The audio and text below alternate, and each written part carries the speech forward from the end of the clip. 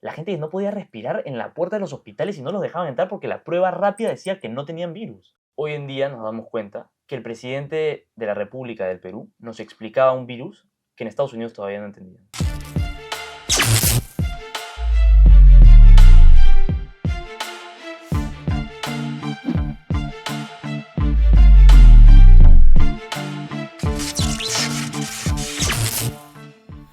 Hola a todos, soy Sebastián Blanco y esto es Gatos por Liebre. La pandemia que vivimos hace unos años causó profundos daños, profundas consecuencias en nuestra sociedad. Desde un plano macro en la economía, en la política, hasta los foros más íntimos de nuestras familias, pasando por instituciones intermedias como la iglesia, las instituciones educativas, entre otras. Hace pocos días se ha presentado un libro sumamente interesante y revelador.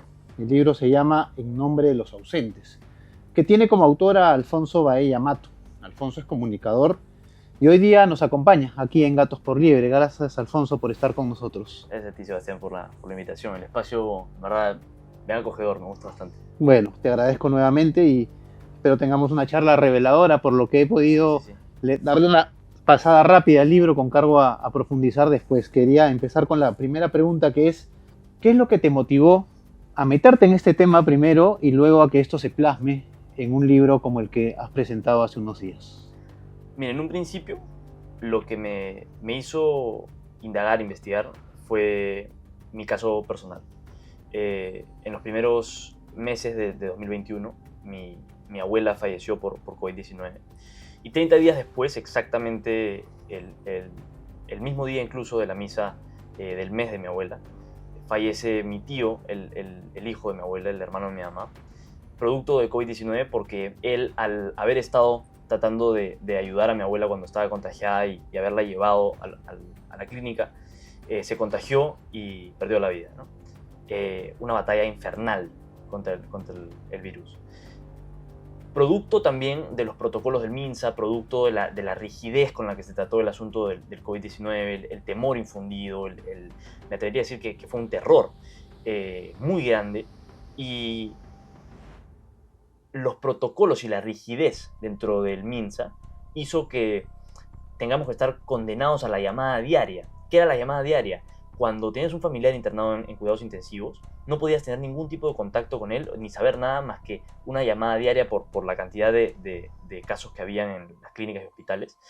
Solo era una persona, un doctor, el médico de piso, que llamaba a dar un informe sobre la persona y no tenías más detalles, ni más cuidado, ni tacto sobre ese familiar tuyo que estaba internado en un hospital desconocido, en un cuarto abandonado, solo. Entonces, una situación un poco desoladora y trágica, ¿no? Porque los dos casos terminaron en fatalidad, pero que me llevó a hacer una pregunta muy grande, ¿no?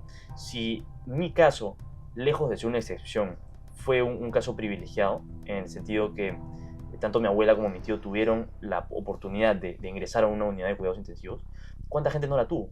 ¿Cuánta gente tuvo que sufrir esto en la propia calle? ¿Cuánta gente falleció, Sebastián, en las veredas? En Iquitos la gente falleció en la pista. Fue terrible. Hay muchas imágenes que no hemos visto sobre lo que ocurrió en provincias y ha sido fatal. Las fosas comunes que existieron y existen en la selva, pero no solo en la selva, sino en distintos departamentos del país. Entonces, hay una situación muy grave con lo que ocurrió con el COVID-19, y 5 años después lo hemos olvidado. Ya no estamos hablando del tema. Entonces, eso me generó a mí un cuestionamiento muy grande con respecto a la sociedad. ¿Y por qué no estamos hablando del tema? ¿Y por qué no hay todavía responsables? Y si esto tuvo responsabilidades personales, ¿por qué todavía no estamos investigando la crónica del caso completo del COVID-19 en el Perú? Cuando leía la introducción de tu libro, narrabas un poco esta experiencia con la cual me solidarizo, de la pérdida de 2 familiares. A mí me tocó tener a mi esposa internada por una semana, y corroboro lo de la llamada diaria del médico, ¿no? La fatalidad que eso, o sea, generaba en el hogar completo. Totalmente. Una situación trágica Y yo me preguntaba en ese momento, ¿todos están viviendo lo mismo?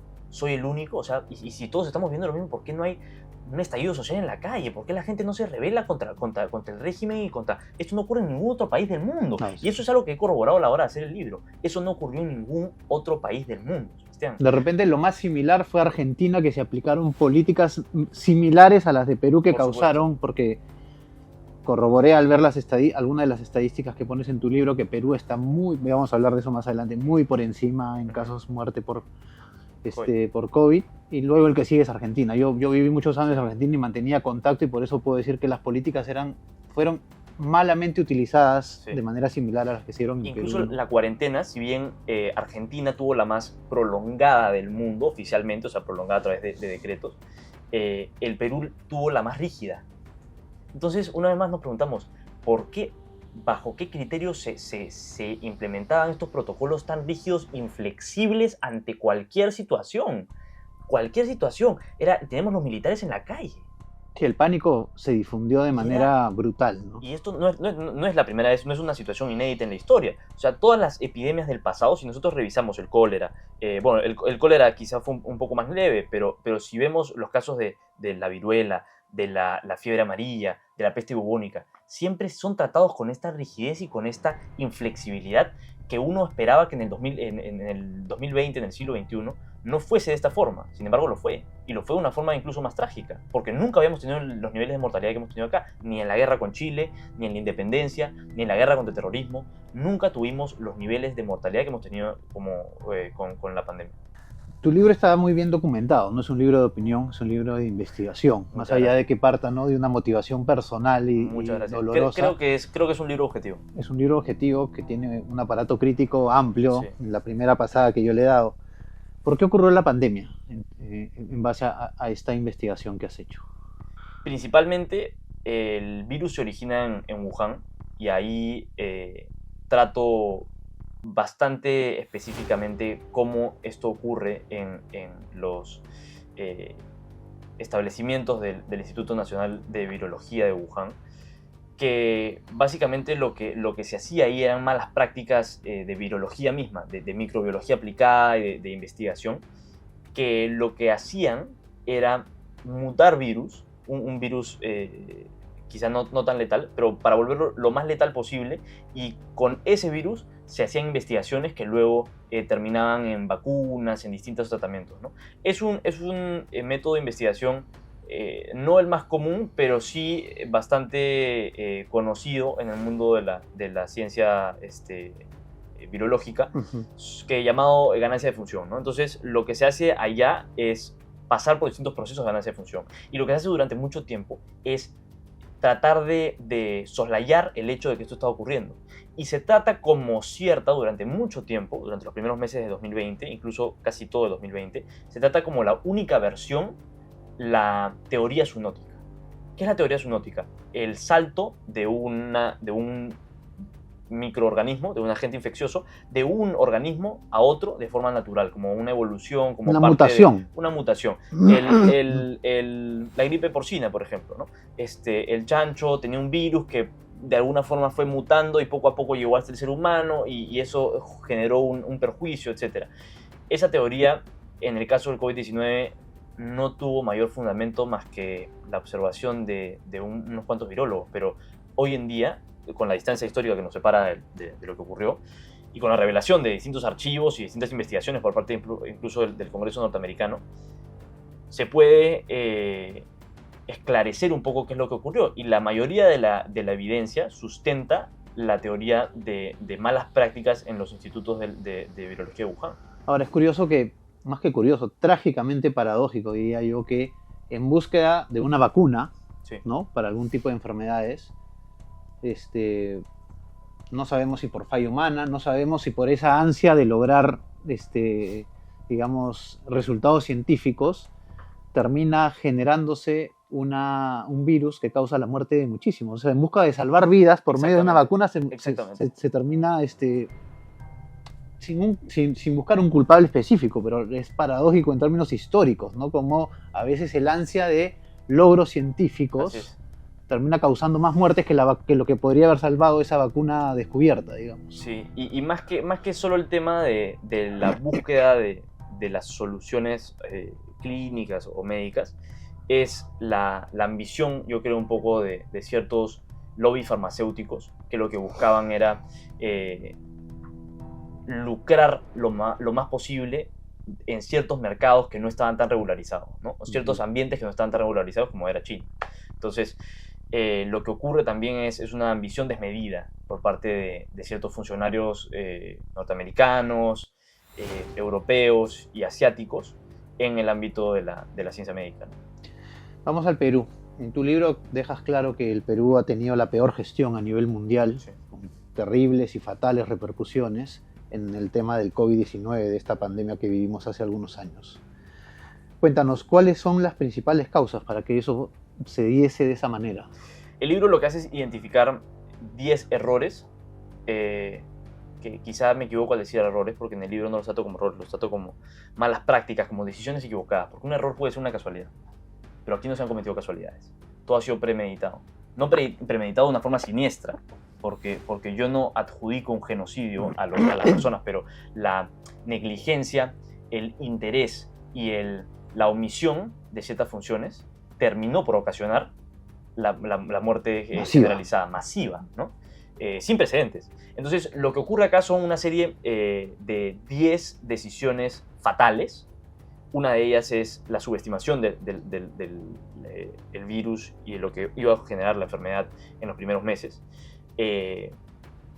Cifras falsas, desinformación por parte de aquellos que acusaban a los demás o a distintos sectores políticos de ser otros los desinformadores, y las fake news terminaron siendo ellos los que rezaban discursos equívocos, completamente erróneos y faltos de información.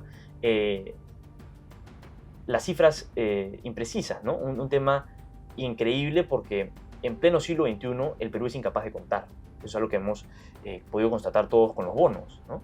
No hay una certeza de cuántos y dónde están ubicadas las personas menos favorecidas, las personas más pobres del país. Entonces, cuando no hay claridad con eso, obviamente no iban a haber claridad con las cifras de fallecidos tampoco, ¿no? y contagios.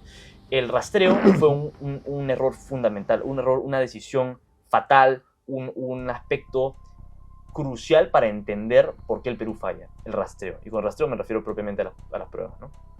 A las pruebas moleculares, las pruebas rápidas. Pruebas rápidas son solamente un nombre, ¿no? Es casi una jerga para pruebas de anticuerpos. El nombre real de pila es antibody tests, que son pruebas que lo que hacen es miden en el cuerpo las partículas de anticuerpos que hay. Los anticuerpos se generan contra el COVID-19 cuando ya el sistema inmune peleó contra la enfermedad. Entonces, nosotros pretendíamos testear a las personas que ya habían peleado contra la enfermedad, que su cuerpo ya había pasado por la enfermedad. Ya había reaccionado. Ya había reaccionado a la enfermedad, frente a las personas que tenían un virus activo, y muchas veces las personas que tenían virus activo no iban a salir positivas porque el cuerpo recién estaba peleando en los primeros días de la enfermedad, recién el cuerpo estaba desarrollando este sistema inmune contra el virus y estaba peleando, entonces no iba a desarrollar las partículas que podían detectarse con la prueba rápida. Haber mezclado estas, más allá de la compra, porque la compra también es cuestionada, ¿no? Y la compra tiene un proceso penal abierto el día de hoy, pero más allá de eso, el uso mismo, la metodología de uso de las pruebas, para mí fue criminal. Una metodología médica. Porque, claro, un ángulo es el que has descrito y el otro ángulo es que al que le salía positivo en la prueba rápida no necesariamente tenía COVID. Esa es la parte logística. Y era sometido la parte logística y la parte tan rígida de los protocolos una vez más. ¿Cómo es posible que no hayamos dejado entrar las personas que no le decían explícitamente y le hacían llegar sus quejas a los doctores? Les faltaba el aire. La gente no podía respirar en la puerta de los hospitales y no los dejaban entrar porque la prueba rápida decía que no tenían virus. Y el otro lado, ¿no? O sea, que personas que yo me acuerdo, llegabas de viaje, te tomaban una prueba rápida, te salía que era positiva y te mandaban a cuarentena. Ocupabas un lugar que necesitaba una persona que realmente sí podía tener el virus. Entonces, estas situaciones se han dado en otros países de forma excepcional. En el Perú eran la ley. Ese ha sido el problema. Entonces, cuando nosotros analizamos ya hoy en día qué es lo que ocurrió, nos damos cuenta que el Perú tomó la dirección opuesta al resto del mundo. Y eso no es una casualidad, eso no es un error deliberado, eso no es una torpeza. ¿Y qué es ignorancia? Es negligencia, parte de la soberbia y parte de la politización de la pandemia, por parte también del gabinete ministerial de Martín Vizcarra, de no querer recibir ningún tipo de ayuda, ningún tipo de consejo, ningún tipo de guía por parte de ya sea científicos externos, ya sea el empresariado y el sector privado. No, recordemos que se rechazó muchas donaciones por parte de gremios. Es parte de esta, una vez más, politización de la pandemia para construir imágenes populares. La imagen popular de Martín Vizcarra, la imagen popular de María Antonieta Alba, la imagen popular de Víctor Zamora, de Pilar Massetti, imágenes populares de casi respondiendo a un síndrome de Estocolmo, de los hombres que nos dirigían mientras que estábamos todos encerrados. Y en el caso de ellos, una cerrazón por el poder, una ceguera absoluta. Una ceguera absoluta que lo que fue es una traducción en la realidad. Y se vio en las calles, con la gente siguiendo carrozas fúnebres, velando a sus familiares, la gente con urnas de cenizas, caminando por todos lados. Esa ha sido la realidad. Eso fue lo que el poder desmedido nos trajo en el 2020. Y es una realidad bajo la que no exagero. No estoy yo inventando cosas ni dramatizando la situación. Somos el país más afectado a nivel mundial. Y eso no es una dramatización. Lo muestran los gráficos de entidades internacionales, de universidades internacionales como la Johns Hopkins, como la propia OMS, la CDC en Estados Unidos. Todos nos muestran los mismos datos. Entonces, claro, no es una invención. El Perú es un país, lo dices también en tu libro, muy resiliente, con una capacidad de recomponerse, digamos. Fácil, rápidamente, ¿no? Que tiene, digamos, un ángulo no en sí mismo negativo, pero que uno puede caer, que es olvidarse rápido de lo que pasó, ¿no? Y en ese olvidarse rápido de lo que pasó no nos podemos olvidar que hubieron responsables. Así es.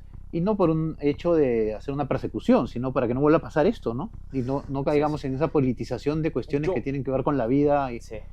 Yo creo que es necesario y es quizá en el marco de las elecciones del 2026 sea importante recordar la necesidad de crear una comisión de la verdad frente al COVID-19 y encontrar las responsabilidades y encontrar documentos y muchos secretismos que se han guardado en torno al tema de la vacunación, por ejemplo, que fue prácticamente fue privada y fue asegurada con distintos candados jurídicos por parte del Estado para que incluso por transparencia no se pueda acceder a esa información. Entonces, yo creo que es importante conocer la verdad detrás de esto y reconocer si es que hay responsables. Entonces la sociedad merece, porque existen deudos. Existe mucha gente que ha fallecido, más de 220.000 familias. Y yo estimo, bajo la investigación que he hecho, que son por lo menos un 500.000 de personas que han fallecido. Ahora, Alfonso, en esta, digamos, dificultad que se tiene de conocer la verdad, tú relatas en tu libro que tuviste problemas para que las grandes editoriales quieran publicar tu libro. ¿Qué relación haces entre estas dos cosas? Es decir, ¿hay todavía alguna inercia a no querer ver la problemática? Al hacer el libro también he descubierto un poco cómo funciona el mundo editorial en el Perú, ¿no? Y el mercado editorial un poco en Lima, a nivel nacional, está un poco gobernado por 3 a 4 editoriales, ¿no? Y el problema es que muchas veces el marketing y las ventas pueden tener una lógica, pero pierden lógica cuando vemos que se publican ciertas cosas que realmente no tienen ningún valor crítico ni ciudadano, y hay otras cosas que sí y se omiten, ¿no? Yo consulté y fui y busqué personalmente a las que yo creo que son las 2 editoriales más grandes del país, y las 2 me dieron un mensaje casi al unísono. Las 2 me dijeron: el tema no es interesante, pandemia, no lo quiere leer nadie, hemos publicado un par de libros sobre el tema, no han tenido éxito, por lo tanto tu tema no va a tener éxito. El caso de una me dijo: si quieres reformúlalo, una de las editoriales me dijo: reformúlalo y de repente trátalo más como política de los últimos 5 o 6 años, y ahí mete pandemia ligeramente, pero tratar solo pandemia no es interesante, no genera ninguna expectativa, ni va a mover nuestros indicadores de ventas. Yo creo absolutamente lo contrario. Yo creo que la gente está ya en una etapa en la que está dispuesta a reabrir los archivos y decir: muy bien, volvamos a ver qué fue lo que pasó. Porque en el momento en el 2020, en el 2021 había una ceguera y obviamente... Y hay un duelo también. Hay un duelo, hay una nube negra que nos nubla por completo la visión porque estamos en el día a día con las mascarillas puestas, con las caretas faciales puestas, con el alcohol. Vivíamos una realidad alterna, ¿entiendes? Uh-huh. Una situación inédita. Entonces, en ese contexto, era muy difícil analizar lo que estábamos viviendo. Pero hoy día, con 5 años después, ya casi 6, es posible ver con claridad la un poco situación delirante que nos tocaba asumir. Y creo que se equivocaron. Creo que las grandes editoriales se equivocaron. Porque yo creo que es un libro que ha generado muchos comentarios, por lo menos en las primeras 2-3 semanas que ya ha estado en circulación. En circulación propia el libro recién hace una, pero hemos empezado preventa hace 2 semanas. Y ya hemos tenido buena salida, hemos tenido creo que un exposure considerable, han habido comentarios, han habido críticas al libro y que son muy buenas, pero el libro ha dado de qué hablar y eso me parece importante, porque eso es lo que estoy tratando de hacer, generar debate y apertura otra vez en el tema de la conversación y entender por qué es que llegamos a ser el país con más muertes por millón de habitantes. Bueno, primero te felicito por perseverar a pesar de esta negativa en las editoriales y sé que al final fue una edición independiente. Sí. Y quiero cerrar con esta pregunta. En esta realidad que tú describías de una especie de caudillaje, distintos caudillos que se generaron en medio de la pandemia, creo yo que parte de una de las herramientas importantes fue la narrativa que se transmitió al pueblo, ¿no? Estos famosos mensajes diarios reunidos en el comedor de Palacio de Gobierno, donde todo el mundo, hasta yo te lo digo, sí, no, claro. No hasta yo como un ejemplo, sino, o sea, yo mismo los esperaba con expectativa, digamos. Todo, entonces, en ese marco, el programa se llama Gatos por Liebre, ¿no? ¿Cuáles fueron los principales gatos que nos vendieron, digamos, en medio de la pandemia? El principal es que hoy en día nos damos cuenta que el presidente de la República del Perú nos explicaba un virus que en Estados Unidos todavía no entendía. Martín Vizcarra salía todos los días a explicarnos los mecanismos en los que el virus se replicaba y en qué superficies sí el virus podía mutar, dónde no, de qué forma nos iba a contagiar más rápido, en qué ambientes, en qué lugares, cuando todo ya está... Muchas de las implicancias iniciales ya habían estado escritas por la OMS y otras todavía estaban en principio de investigación. Claro, entonces, no puedes ir a comprar a los mercados. Los varones.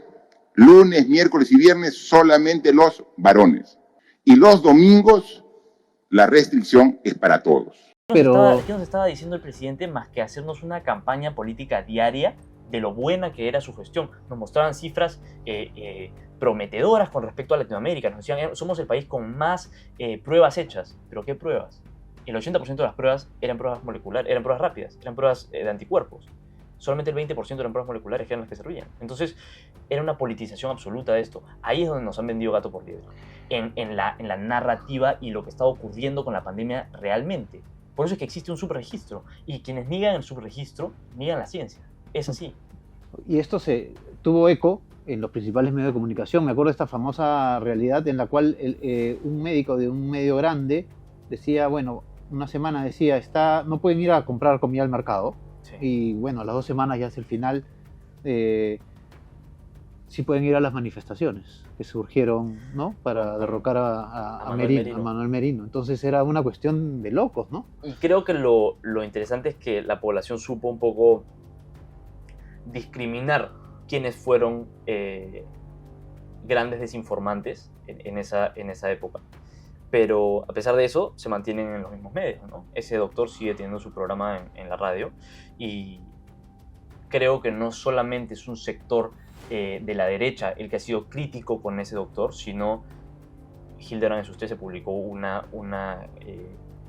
radiografía muy grande de los mensajes que él había hecho y la forma en la que él había desinformado al país. Entonces, y al igual que él, han habido muchos periodistas y personas... Más allá del doctor es a lo que llegamos. Más allá es todos a creer, aferrarnos a la televisión, y por eso es que también la situación del 2020, el estallido social, la crisis de noviembre del 2020, tiene tanta fuerza porque veníamos siendo acostumbrados, casi de forma metódica, a aferrarnos a la televisión. Y a seguir órdenes. A seguir órdenes de la televisión, de escuchar lo que decía Palacio de Gobierno, de qué más tengo que hacer, qué más no tengo que hacer, cómo es que debo responder. Entonces, en esa situación vivíamos tan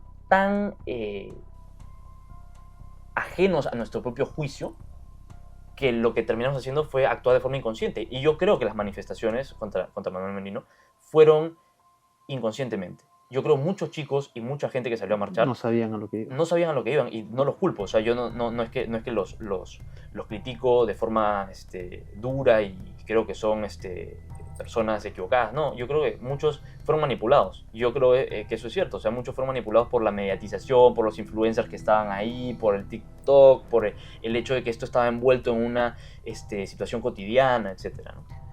Bueno, Alfonso, no te quito más tiempo. Muchas gracias por esta ti, entrevista. Muchísimas Bien, gracias. te deseo lo mejor con el libro. Te Muchísimas felicito gracias. nuevamente. Y nada, estamos conversando para tener otro espacio como este. Muchísimas gracias, Sergio. Bueno, amigos, gracias por acompañarnos. Recuerden suscribirse al canal, nos ayuda mucho que se suscriban, darle me gusta y compartir esta interesante entrevista. Hasta pronto.